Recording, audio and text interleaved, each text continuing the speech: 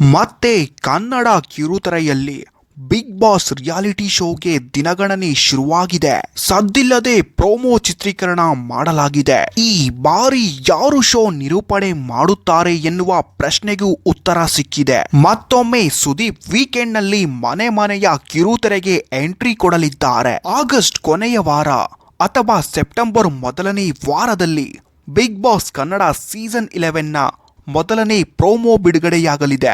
ಎಂದಿನಂತೆ ಬಹಳ ವಿಭಿನ್ನವಾಗಿ ಅಷ್ಟೇ ಸ್ಟೈಲಿಶ್ ಆಗಿ ಬಿಗ್ ಬಾಸ್ ಪ್ರೋಮೋ ಶೂಟ್ ಮಾಡಲಾಗಿದೆ. ಕಿಚ್ಚ ಸುದೀಪ್ ಸ್ಟೈಲಿಶ್ ಅವತಾರದಲ್ಲಿ ಕಾಣಿಸಿಕೊಂಡಿದ್ದಾರೆ. ಪ್ರೋಮೋಗೆ ಸಂಬಂಧಿಸಿದಂತೆ ಒಂದಷ್ಟು ಫೋಟೋಗಳು ಸೋಷಿಯಲ್ ಮೀಡಿಯಾದಲ್ಲಿ ಸಖತ್ ಸೌಂಡ್ ಮಾಡ್ತಿದೆ. ಹೌದು ವೀಕ್ಷಕರೇ, ಈ ಬಾರಿ ಸುದೀಪ್ ಬದಲು Rishab Shetty Bigg Boss show ನಿರೂಪಣೆ ಮಾಡುತ್ತಾರೆ ಎನ್ನುವ ತಳಬುಡವಿಲ್ಲದ ವದಂತಿ ಹರಿದಾಡುತ್ತಿತ್ತು.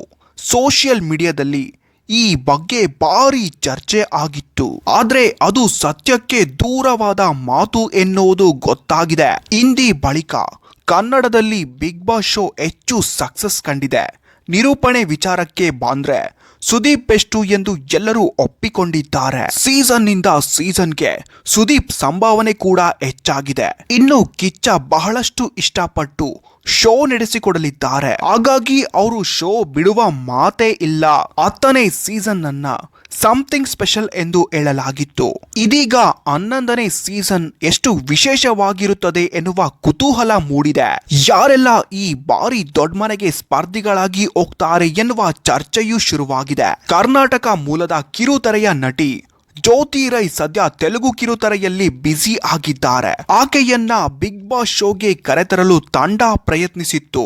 ಆದ್ರೆ ಆಕೆ ಅದಕ್ಕೆ ಒಲ್ಲೆ ಎಂದಿದ್ದಾರೆ. ಬೇರೆ ಬೇರೆ ಪ್ರಾಜೆಕ್ಟ್ ಅಲ್ಲಿ ಬ್ಯುಸಿ ಇರೋದ್ರಿಂದ ಸಾಧ್ಯವಿಲ್ಲ ಎಂದು ತಿಳಿಸಿರುವುದಾಗಿ ಸೋಷಿಯಲ್ ಮೀಡಿಯಾದಲ್ಲಿ ಮಾಹಿತಿ ಹಂಚಿಕೊಂಡಿದ್ರು. ಸೆಪ್ಟೆಂಬರ್ 27 ಅಥವಾ ಅಕ್ಟೋಬರ್ 5ರಂದು ಬಿಗ್ ಬಾಸ್ ಕನ್ನಡ ಸೀಸನ್ 11 ಆರಂಭವಾಗಲಿದೆ.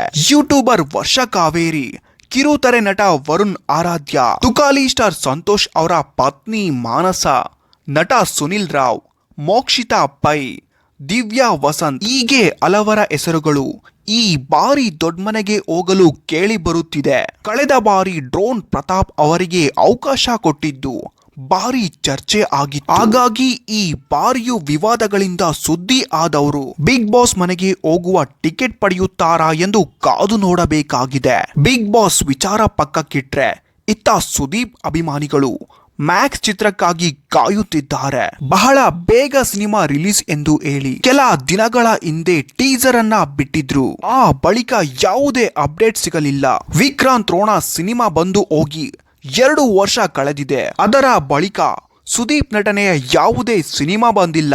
ವಿಜಯ್ ಕಾರ್ತಿಕೇಯನ್ ನಿರ್ದೇಶನದ action entertainer Max PAN India ಮಟ್ಟದಲ್ಲಿ ತೆರೆಗೆ ಬರಲಿದೆ. ಶೇಖರ್ ಚಂದ್ರ ಛಾಯಾಗ್ರಹಣ, ಅಜನೀಶ್ ಲೋಕನಾಥ್ ಸಂಗೀತ ಚಿತ್ರಕ್ಕಿದೆ. ಕಲೈಪುಲಿ ಯಸ್ ತನು ಜೊತೆ ಸೇರಿ ಸುದೀಪ್ ಸಿನಿಮಾ ನಿರ್ಮಿಸಿದ್ದಾರೆ. ಈ ಮಾಹಿತಿ ನಿಮಗೆ ಇಷ್ಟವಾಗಿದ್ದರೆ ಒಂದು ಲೈಕ್ ಕೊಡುವುದರ ಮೂಲಕ ನಮಗೆ ತಿಳಿಸಿ. ಹಾಗೆ ನೀವು ಕೂಡ ಕನ್ನಡ ಬಿಗ್ ಬಾಸ್ ಸೀಸನ್ 11ಗೆ ವೆಯ್ಟ್ ಮಾಡ್ತಿದ್ರೆ ವೇಟಿಂಗ್ ಫಾರ್ ಬಿಗ್ ಬಾಸ್ ಎಂದು ಕಮೆಂಟ್ ಮಾಡುವುದರ ಮೂಲಕ ನಮಗೆ ತಿಳಿಸಿ. ಇನ್ನಷ್ಟು ಬಿಗ್ ಬಾಸ್ ನ ಅಪ್ಡೇಟ್ಗಳಿಗಾಗಿ ಈ ಕೂಡಲೇ ನಮ್ಮ ಚಾನಲ್ ಅನ್ನು ಸಬ್ಸ್ಕ್ರೈಬ್ ಆಗಿ.